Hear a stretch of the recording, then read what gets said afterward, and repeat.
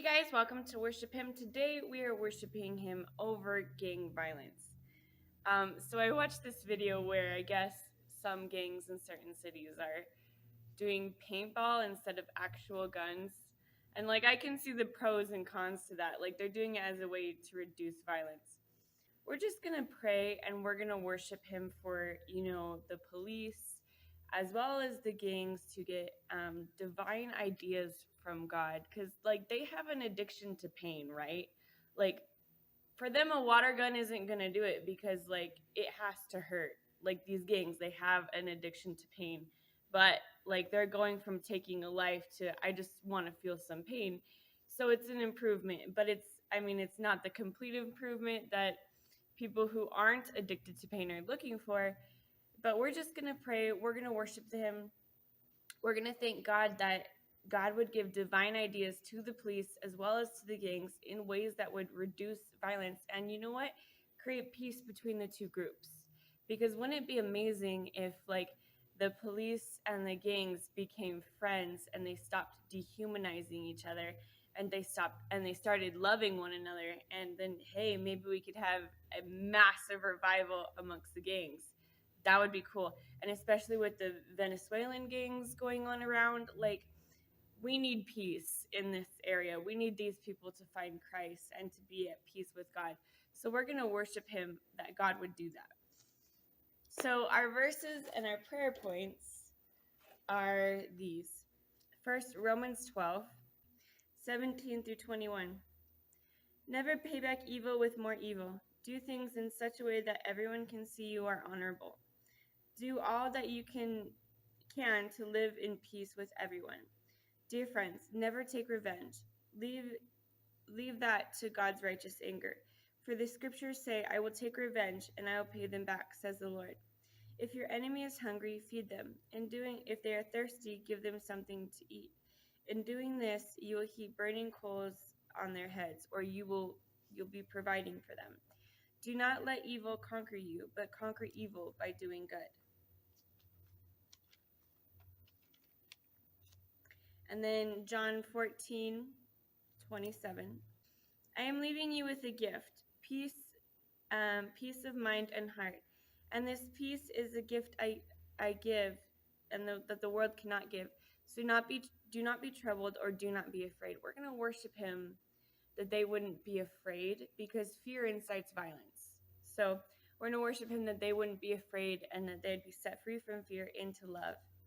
We're also going to worship Him that they would take care of each other, take care of their enemies, and so love one another and humanize people again. Not dehumanize, but humanize. James 3:18. All those who are peacemakers will plant seeds of peace and reap a harvest of righteousness. I'm going to read 17 and 18. But the wisdom that is from above is first all pure. It is also peace, loving, gentle at all times, and willing to yield to others. It is full of mercy and good deeds. It shows no favoritism and is always sincere. And all those who are peacemakers will plant seeds of peace and reap a harvest of righteousness. So we're going to worship God that God would place a desire, more desires for peace in the hearts of police officers, in the hearts of citizens, and in the hearts of gang members. Because we know that God can stop this thing. I mean, He loves the gang members just as much as He loves the police officers, just as much as He loves every citizen. And these guys, they really just need to know the love of God. When they know the love of God, they'll be set free. All right. So 2 Thessalonians 3:16. Now may the Lord of peace Himself give you His peace at all times and in every situation. The Lord be with you. So we're going to pray and worship God that God would give His peace to all of them, that they could live at peace, that they would literally become addicts of peace, and that they would love peace. And I'm not talking about a que sera sera peace that's no conflict, no issues. Let's get real. If you're going to have a real relationship with somebody, sometimes there's going to be arguments, but the arguments aren't for the purpose of getting your point across. The arguments are for the point of being understood. So we're going to worship him that there would be an addiction for peace, an addiction for sincerity and being real, and an addiction to love one another just as God has loved us. And then, of course, most importantly, 1 John 3:1. See how very much our Father loved us, for he calls us his children, and that is what we are. But the people who belong to this world don't recognize that we are God's children because they don't know him. So we're going to pray and worship God that they would become his kids. And so know and recognize the love of God, that they would have an encounter with that love and become his kids, because that's what they need most of all. And I mean, if it takes them